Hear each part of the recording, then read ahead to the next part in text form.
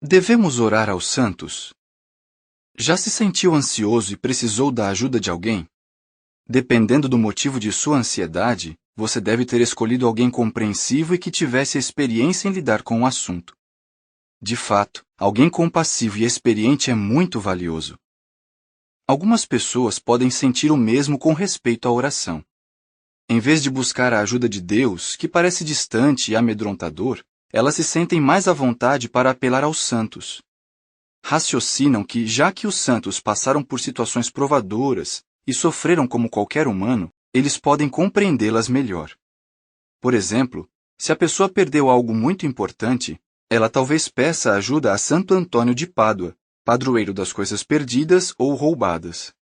Se um animal está doente, ela talvez escolha São Francisco de Assis, ou se está desesperada por uma causa perdida, pode ser que ore a São Judas Tadeu. Então, como podemos saber se, de acordo com a Bíblia, é correto orar aos santos? Visto que queremos que nossas orações cheguem até Deus, precisamos ter certeza de que Ele as escuta. Além disso, devemos nos perguntar: como Deus se sente por orarmos aos santos? O ponto de vista da Bíblia. O costume de orar aos santos vem da doutrina da intercessão ensinada pela Igreja Católica.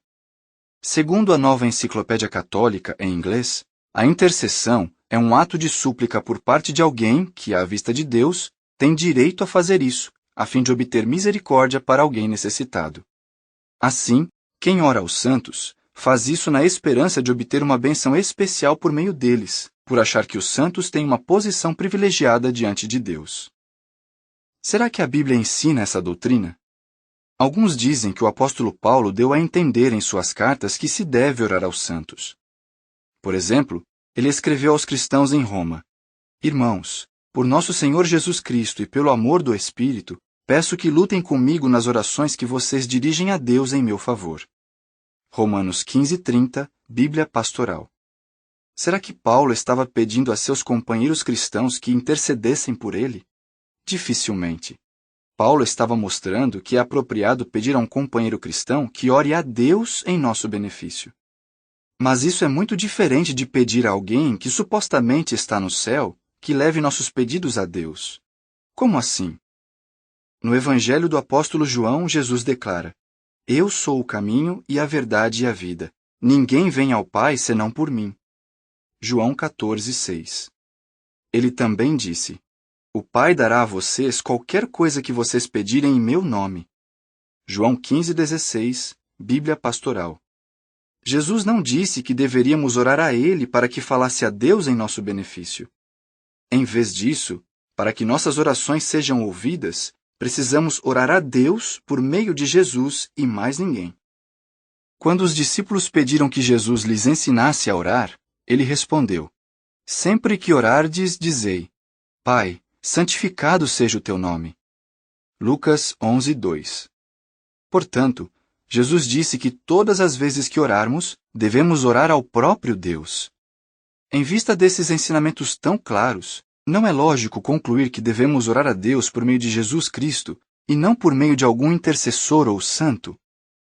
Orar é uma parte muito importante de nossa adoração. Adorar qualquer outro que não seja Deus é obviamente contrário aos ensinos bíblicos. Por isso, devemos orar somente a Deus. Devemos ter medo de orar a Deus?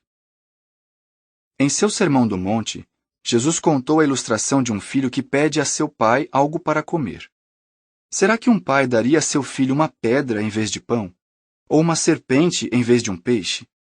Um pai amoroso jamais faria isso. Pense em uma ilustração parecida, mas agora do ponto de vista de um pai. Imagine que seu filho quer lhe pedir algo muito importante. Você tem um relacionamento achegado com ele e sempre esteve à disposição quando ele precisou. Mas, por ter um medo infundado de sua reação, seu filho pede que outra pessoa faça o pedido a você. Como você se sentiria? E se ele criasse o hábito de se comunicar com você apenas por meio dessa pessoa? Você ficaria feliz com isso? Claro que não. Pais amorosos querem que seus filhos falem diretamente com eles e que se sintam à vontade para fazer isso sempre que precisarem.